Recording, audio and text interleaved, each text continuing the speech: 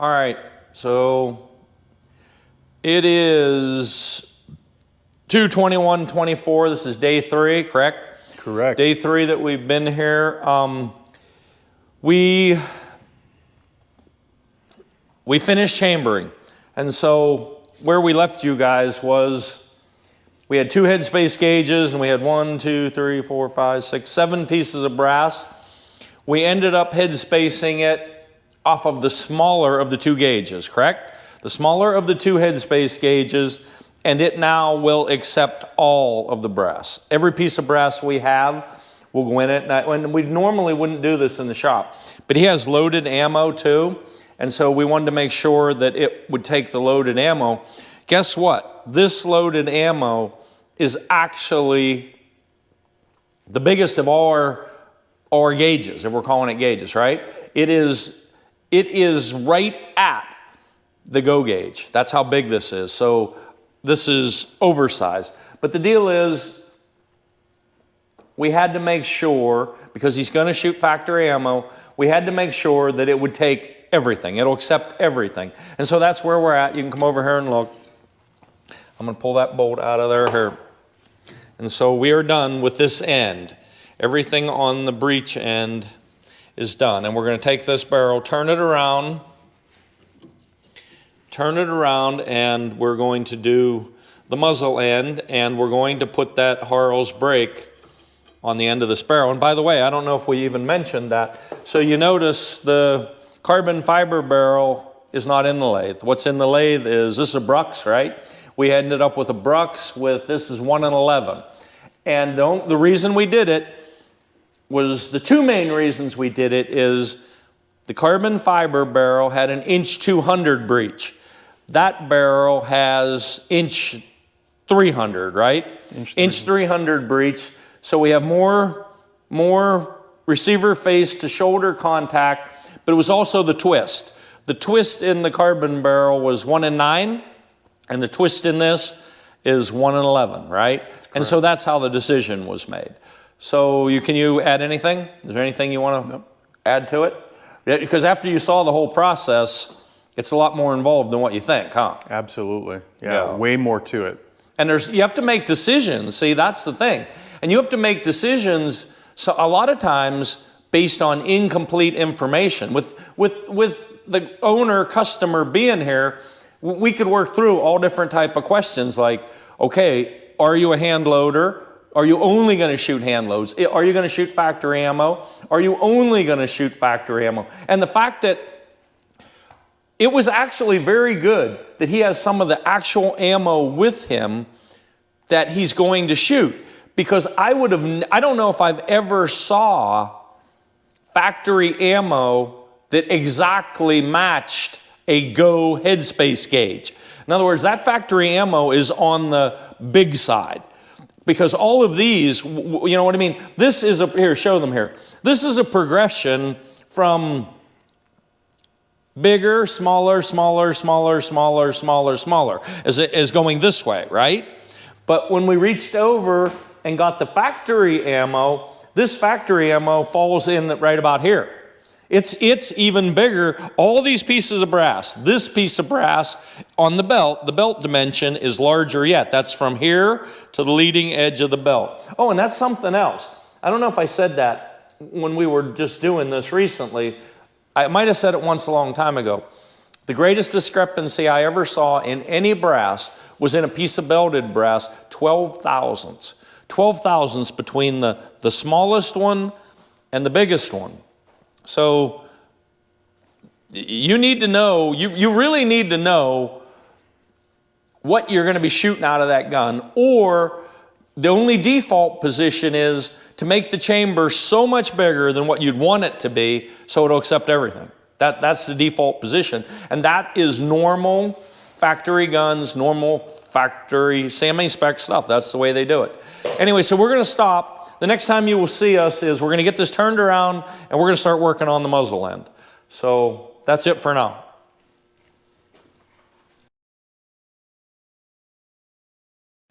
Okay, it is 2/22/24. This is day 4, and there is still a lot more.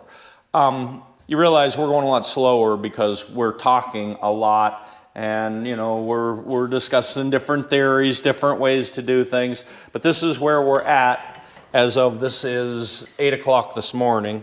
We got the barrel turned around, we got it indicated on the muzzle, then we cut it, then we re-indicated it, which that's a whole thing I'm not going to bother talking about right now. And then we had to turn a tenon, and then we had to create a shoulder. We go back in and recut the shoulder to get it the way we want it. The tenon was too long. So when we initially tried to screw this on there was a gap, right? I always do that. I make the tenon too long.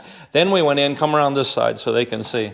Then we went in and we put a 11-degree crown on the muzzle. And what I did is I pulled that crown the whole way out so that we were actually also shortening this way the tenon length. And as we shortened the tenon length,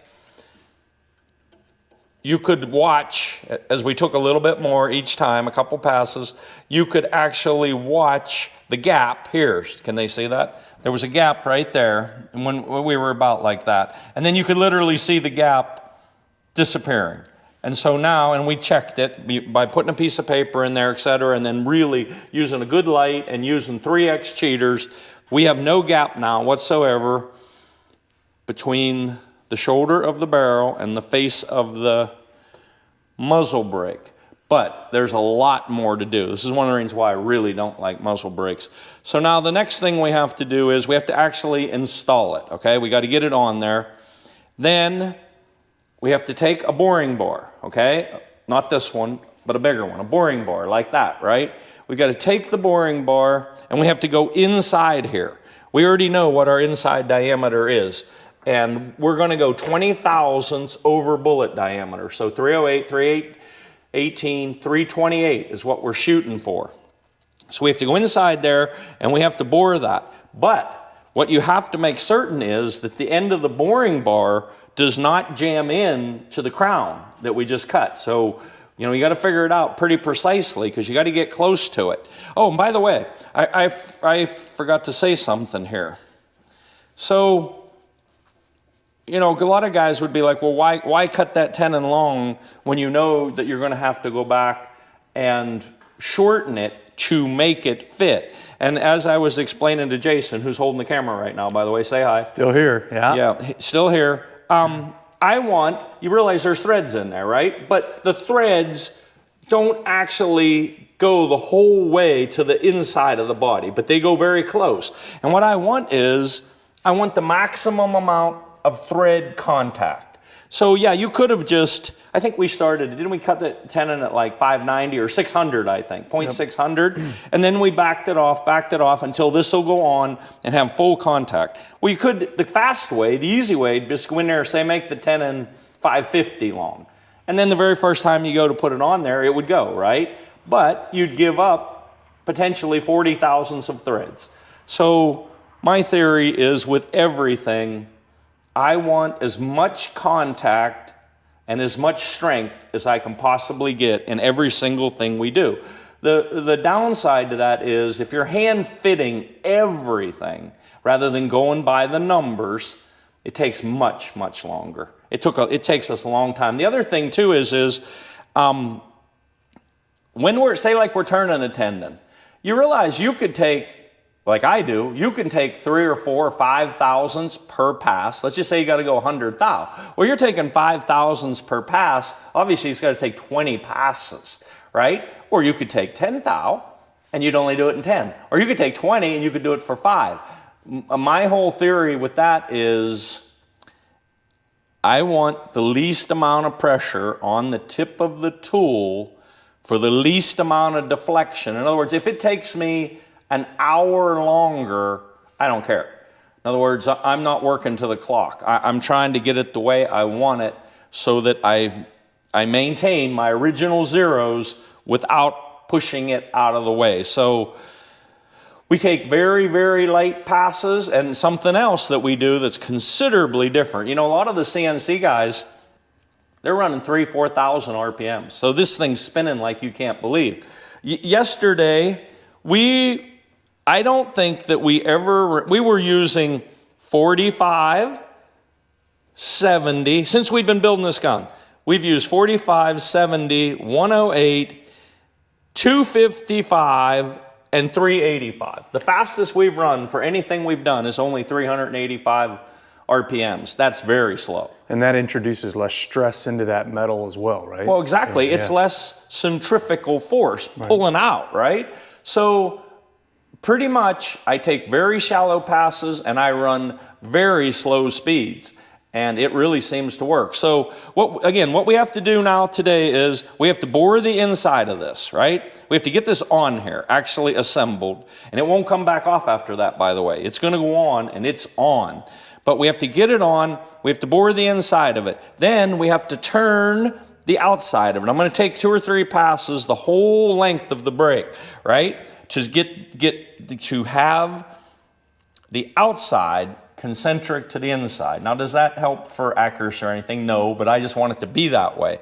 Then, after we do that, we're going to put an angle on it. I'm not going to slimline this, right? I want as much contact here as I can. So we're going to start an angle right here. It's going to start here and taper down into here. And ideally, if we get this right, where that joint is, you won't even be able to see it. It'll literally disappear. But let me tell you, to get to that, those last passes you'll be taking are like 2, 3, 4, 10 thousandths to bring that up. And it will just, at one point, it'll just disappear, like it's not there, if you get it right. Then, after we get that angle on there, we have to come back out here. I want to put an 11-degree crown on the actual brake itself, but I won't pull it the whole way out. I'll pull it about that far out. Then I want to put a 45 on the outside radius. Then the very last thing I'll do is I will take a super light pass across the face itself. And so we'll still have that 11-degree crown, and we'll actually have like 1, 2, 3 surfaces that all blend together. And after that, it's done. And so that should be like another half a day. So we've got, by the way, have you been keeping track? We're close to like 30 hours. Somewhere in 30 hours? At least 30 hours. Yeah. So, I mean, this takes a lot of time. People don't realize, a lot of time. All right, so we're going to shut this off because Vicky's not here, by the way. She's at work. So we don't really have her here to be camera person. So we're just doing the best we can. All right, see ya. All right, so it is 11:30 now on day 4. And we have barrel work complete. I was going to say metal work, but we still have things to do that's metal work, but I want you to see this. So you really got to move slow. So here is our breech end. So it's all threaded. Of course, it's all chambered. Put a nice chamfer on there. And I want to show you something here. So this is a loaded Hornady 300 Win Mag, right? Watch this. Watch. Are you watching? You almost couldn't get it back out. Watch. Okay. I almost can't get it back out.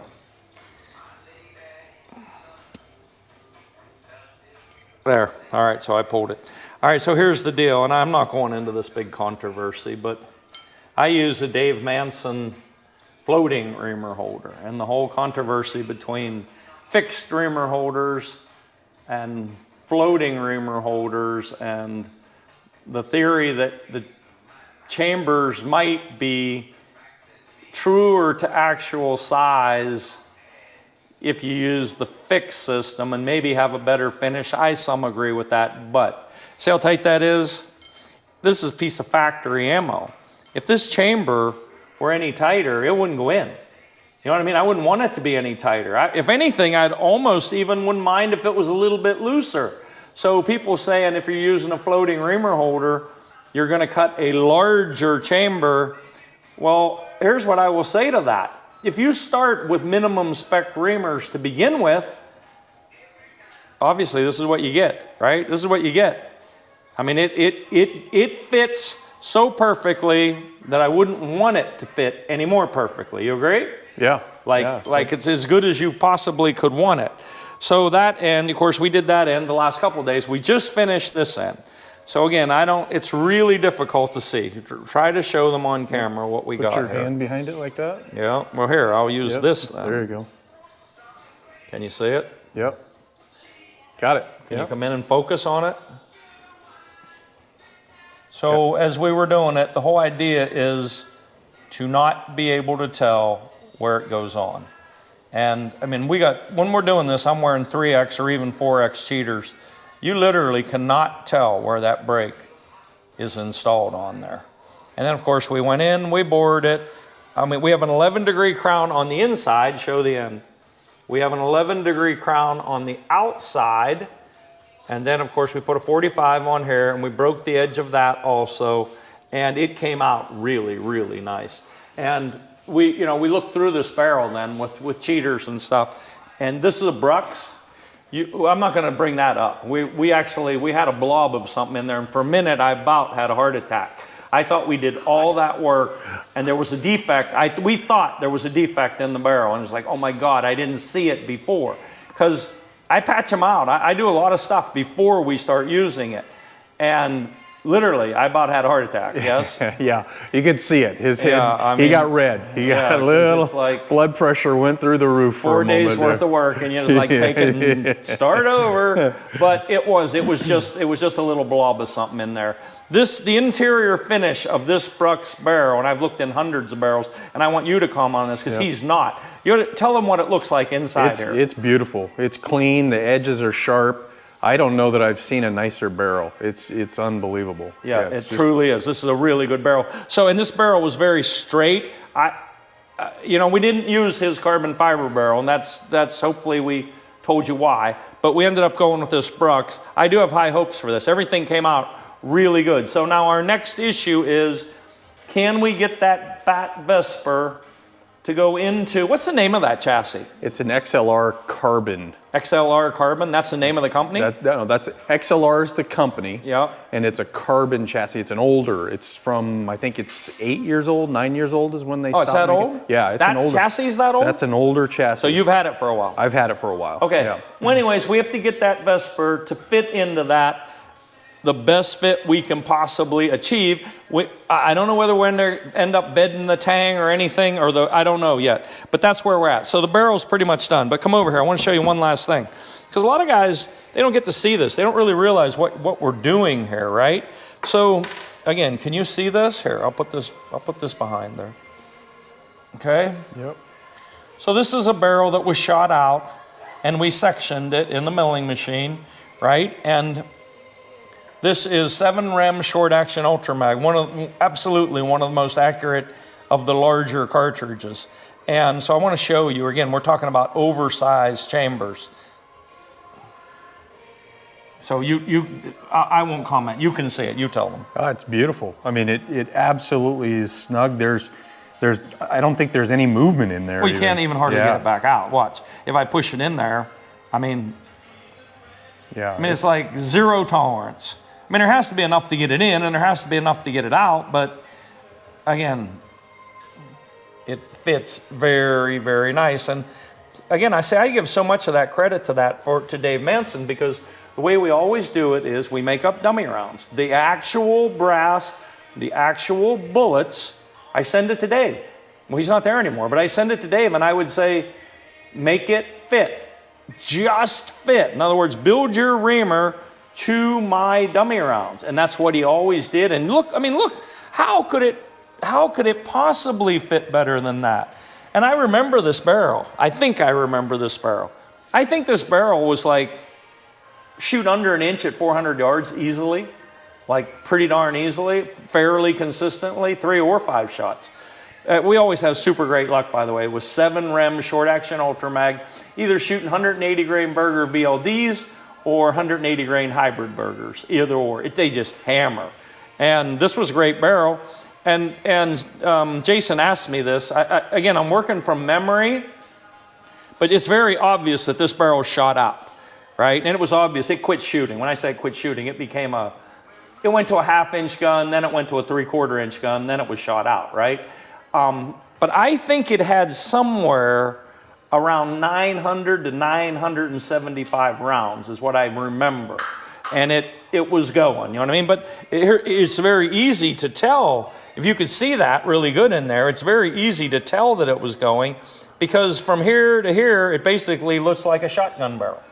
I mean, there is, so again, he hasn't got to do this before. The rifling in this brand new barrel is very pronounced. I mean, you can see it, and it looks beautiful.